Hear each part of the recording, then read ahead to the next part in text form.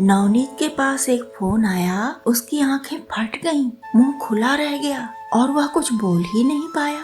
थोड़ी देर चुपचाप फोन सुनने के बाद वह बोला, माँ ठीक तो हो जाएगी ना मामा जी?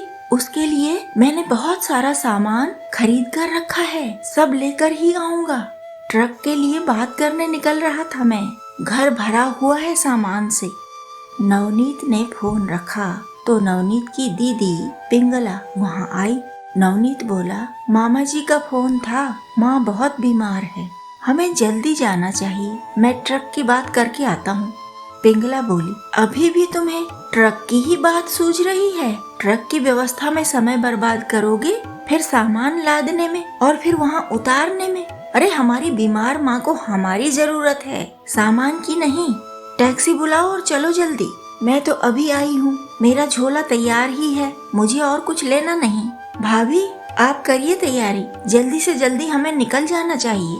पिंगला की भाभी बोली, अरे दीदी बिना ट्रक के हम इतना सामान कैसे ले जाएंगे? न ले जाएं तो यहाँ घर में ठुसा रहेगा। आप इस कमरे में तो आकर देखिए जरा। पिंगला उधर गई तो देखा पलंग पर थैले, पैकेट, छतरी, प्याले और घर सजाने की कई चीजें रखी हुई हैं। पिंगला की भाभी बोली, यह सब माँ जी के लिए ही तो खरीदा गया है। उन्हें घर सजाने का शौक था पर पैसे नहीं थे, इसलिए तो ये 2-3 साल से जा नहीं पाए घर। कहते रहे कुछ और सामान ले लूं, कुछ और सामान ले लूं तो माँ को कितना अच्छा लगेगा। नवनीत बरामदे में जाकर बोला, दीदी ये छोटी छोटी 4 अलमारियां देखिए, माँ के लिए ही खरीदी है मैंने। उन्हें शौक रहा इस तरह की चीजों का। जब कहीं देख कर आती तो बड़े चाव से बताती थीं, ऐसी अलमारी आई है फलाने के घर। दूसरे कमरे में जाकर नवनीत अपने ऑफिस के कागजों को पढ़ने लगा तो पिंगला उसके पास गई और बोली, अरे भैया तुमने तो यह कमरा भी वैसे ही भर रखा है, ठसाठस, सब ठीक ठाक लगा कर क्यों नहीं रखा? नवनीत बोला, यह सब भी गांव के लिए ही है दीदी, माँ को खुश करने के लिए ही तो रुपए इकट्ठा करता रहा हूँ, सब लेकर जाऊंगा। यही सोच सोच कर जाना टलता ही रहा। पिंगला बोली, पर अब न टालो भैया, माँ की हालत पता नहीं कैसी होगी, जल्दी टैक्सी बुलाओ या लेकर आओ। नवनीत बोला, सामान के बिना जाने का मन नहीं होता, इस घर में भरने के लिए नहीं खरीदा है मैंने, यह सब गांव के घर की गरीबी दूर करने के लिए ही खरीदा है। घर भरा भरा वहाँ का होना चाहिए, यह तो किराए का घर है, यहाँ इतना अधिक सामान तो रखना ही नहीं है। पिंगला बोली, यह समय ये सब बातें सोचने का नहीं है, तुम टैक्सी बुलाओ, जल्दी पहुँचे माँ के पास।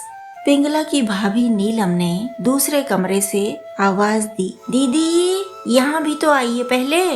पिंगला उधर गई, उससे पहले उसका भतीजा वहाँ भी जाकर बैठ गया था, उसका ध्यान बस अपने खाने पर था। नीलम बोली, देखिए दीदी, माँ जी के लिए यह टोकरी मैंने बहुत शौक से खरीदी है और यह फूलों वाली पेंटिंग वहाँ घर के बरामदे में लगाने के लिए खरीदी है। चलते फिरते भी लोग देखेंगे कि कितनी शानदार सजावट है घर की, अच्छी है ना दीदी? पिंगला सहमी हुई थी पर उत्तर दिया कि अच्छी है भाभी, अब चलने की बात करो, सामान सब अगली बार ले जाना जब माँ अच्छी हो जाए। नीलम बोली, ऐसा करो कि आप दोनों चले जाओ, भाई बहन चले जाओगे तो माँ खुश होंगी, मैं भी यहाँ कुछ घर ठीक कर लूंगी। देख ही चुकी हैं, बेडरूम में गमला रखा है, फावड़ा रखा है, बेड पर सामानों का पहाड़ खड़ा है। पिंगला उस कमरे में गई जहाँ उसका सामान रखा था। थोड़ी ही देर तो हुई उसे अपने भाई भाभी के घर आए। कमरे में आकर वह सोचने लगी, नवनीत और नीलम ने अपने घर में ही सामान नहीं ठूंसा है, इनके दिमाग में भी सामान ही सामान ठूंसा हुआ है, इन्हें माँ से अधिक सामान की चिंता है। क्या करूँ मैं? जब पिछली बार आई थी यहाँ तो बस यह एक अलमारी थी, अब 3 अलमारियाँ हैं। इसी तरह सब जगह सामान बढ़ा लिया है। घर के लिए जो सामान लेकर रखा है वह इन्हें इसीलिए बोझ लग रहा है क्योंकि अपने घर में भी बहुत सामान भर रखा है, ठीक से रखा भी नहीं है नीलम ने। समझ नहीं आता क्या करूं, क्या मैं अकेली चली जाऊं? तब गांव वाले मुझे कोसने लगेंगे कि भाई को साथ लेकर नहीं आई माँ के पास, माँ को भी सूना सूना लगेगा भाई के बिना। एक चिंता यह भी थी, कहीं नीलम भाभी यह न सोच ले कि मैं माँ से कुछ हड़पने के लिए अकेली जाना चाहती हूँ, पर वह भी तो जानती ही है कि माँ के पास कुछ है ही नहीं, क्या हड़पूंगी मैं? लेकिन वहम तो वहम है, मन में बैठ गया तो क्या होगा, पिछली बार आई थी तो कितनी बेकदरी करती थी मेरी भी और मेरे बेटे की भी। बात बात पर ताने मारती थी, फिर वैसा ही खराब व्यवहार करने लगेगी तो भाई के घर आना मुश्किल हो जाएगा। क्या करूं? नवनीत चिंता में भरा हुआ बैग लेकर बाहर निकला। पिंगला ने उसे जाते देखा पर टोका नहीं। उसने सोचा वह टैक्सी लेकर आएगा। चिंता तो होगी ही उसे, माँ बीमार है और उसके पास परिवार का कोई नहीं। मामा माँ से मिलने गए होंगे, बीमार देखा होगा माँ को तो नवनीत को सूचना दे दी। पर वे कब तक माँ के पास रह सकेंगे, उनके अपने भी तो काम हैं।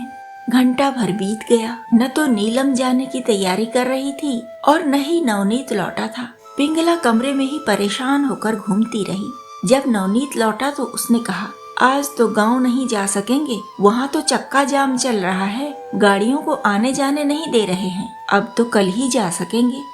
नीलम बोली, जब कल जाना है तो कम से कम एक कमरे में रखा सामान तो लेते जाओ, मेरा बेड तो खाली हो, फावड़ा तक सज रहा है मेरे बेडरूम में, ये पुड़िया पैकेट भर रखे हैं यहाँ, ये सब काट के गुड्डे गुड़िया मैं नहीं खेलती, माँ जी की ही चीजें हैं, ले जाओ उनके लिए, मेरा घर भरा हुआ है गांव के सामान से, ये सब उठे तो ठीक से सफाई करूं घर की, अपना सब सामान ठीक से लगाऊं।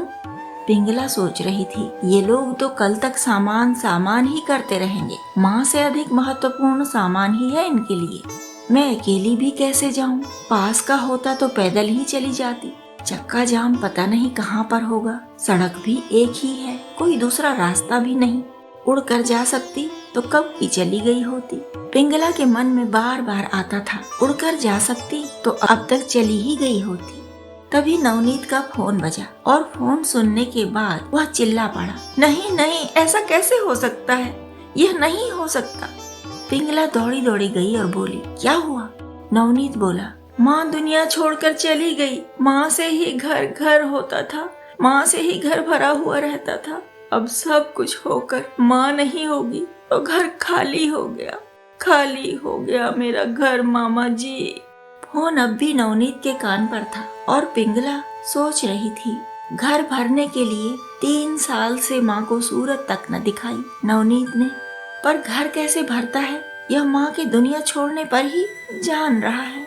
मेरा भी तो मायका खाली हो गया, दुनिया भर का सामान उसे नहीं भर सकता, कभी नहीं भर सकता। पिंगला पथराई सी खड़ी की खड़ी रह गई।